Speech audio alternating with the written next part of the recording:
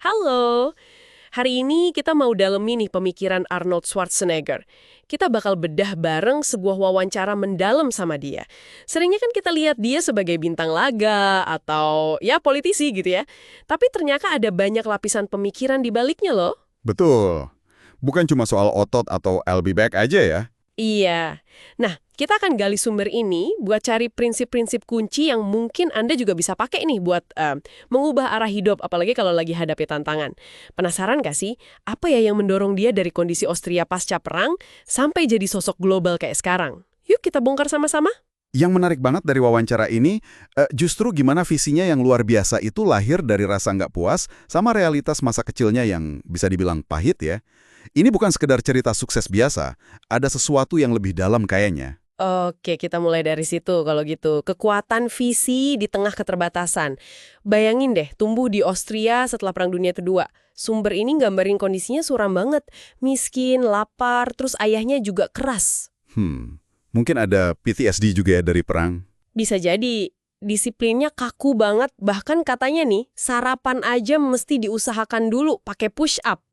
Kebayang nggak? Waduh, berat ya. Realitas yang jelas pengen banget dia tinggalin itu. Nah, disinilah katanya kekuatan visualisasi dia berperan penting banget. Dia nggak cuma mimpi. Betul, dia itu melihat dengan sangat jelas gitu loh di kepalanya. Dirinya jadi kayak idolanya, Rec Park. Terus jadi Mr. Universe. Visinya itu detail banget. Jadi kayak semacam apa ya, blueprint mental gitu. Dia bisa dengar sorakan penonton, rasain pialanya. Wow, jadi pelarian sekaligus tujuan gitu ya? Persis. Dia sering dealing pelang gara-gara visi yang jelas. Kita tuh kayak pesawat canggih tapi nggak ada tujuan. Ya cuma muter-muter aja terus jatuh. Dia juga ngerasa beruntung katanya karena tumbuh tanpa gangguan gadget, tanpa internet. Jadi waktunya banyak buat fokus, buat memvisualisasikan visinya itu. Nah ini nih jadi pertanyaan penting ya buat kita sekarang. Di tengah gempuran informasi gini, di mana caranya kita bisa ciptain ruang mental buat visualisasi yang sefokus itu? Itu dia, susah ya kayaknya. Mungkin bukan soal punya waktu luang banyak atau enggaknya sih, tapi lebih ke soal intensitas fokusnya pas kita punya waktu. Sedikit tapi berkualitas gitu visualisasinya. Masuk akal. Kualitas mengalahkan kuantitas waktu ya. Oke. Lanjut ya. Poin kedua yang juga menarik dari wawancara ini soal kerja keras. Katanya, kerja keras itu bukan pengorbanan. Iya, itu sering ditanyain ke dia kan, soal disiplin latihannya yang gila-gilaan atau kerja kerasnya.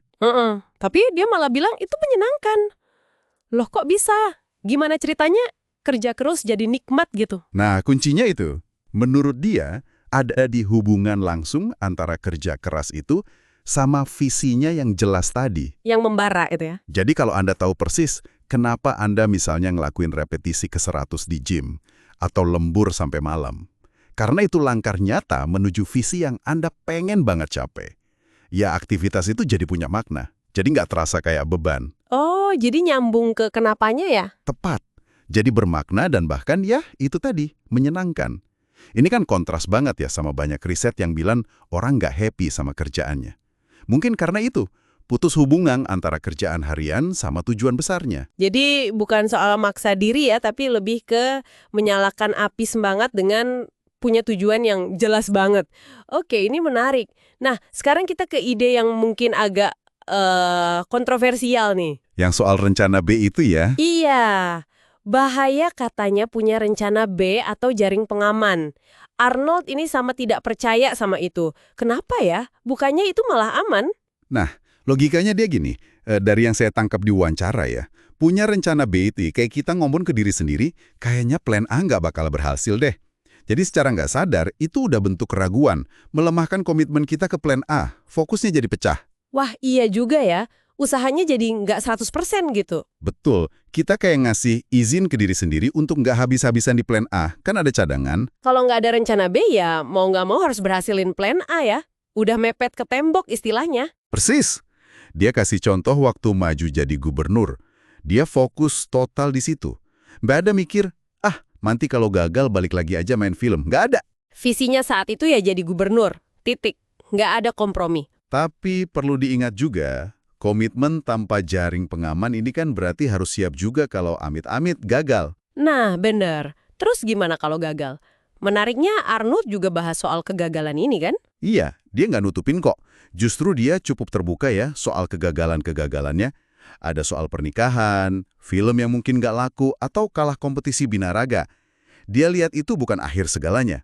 Terus dia lihatnya gimana? Dia lihat kegagalan dan rasa sakit itu ya sebagai pelajaran aja. Bagian dari proses. Kayak biaya kuliah lah buat jadi lebih kuat, lebih tangguh. Jadi lebih pinter juga buat percobaan berikutnya. Kegagalan itu guru katanya. Guru yang nggak bisa dihindarin kalau kita jalan tanpa rencana B. Oke, jadi kalau kita rangkum nih dari penelusuran kita soal pemikiran Arnold ini, intinya ada di 1, kekuatan visi yang super detail kayak blueprint mental. 2, mengubah kerja keras jadi sesuatu yang menyenangkan dengan nyambungin ke kenapanya yang kuat. 3, komitmen total. Berani tanpa rencana B.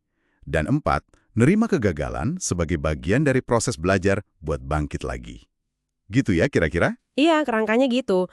Nah, pertanyaan buat Anda yang denger ini, Dari prinsip-prinsip tadi soal visi, kerja keras jadi senang, atau komitmen tanpa cadangan, mana ya yang paling menantang atau mungkin paling relevan buat Anda terapkan sekarang?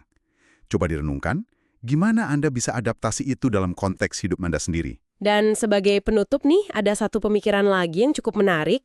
Arnold itu dulu pernah cerita dia pakai meditasi transendental. Oh ya, buat apa tuh? Itu kan teknik relaksasi mendalam ya. Dia pakai itu di awal karirnya yang super sibuk buat bantu jaga fokus. Nah, di dunia kita sekarang yang penuh distraksi ini, mungkin ya, langkah pertama sebelum kita kejar visi besar itu, justru melatih lagi kemampuan kita buat benar-benar fokus. Buat melihat visi itu dengan jernih dulu di dalam kepala kita. Menarik. Jadi fokus dulu, baru kejar visi ya. Sesuatu untuk dipikirkan lebih lanjut nih.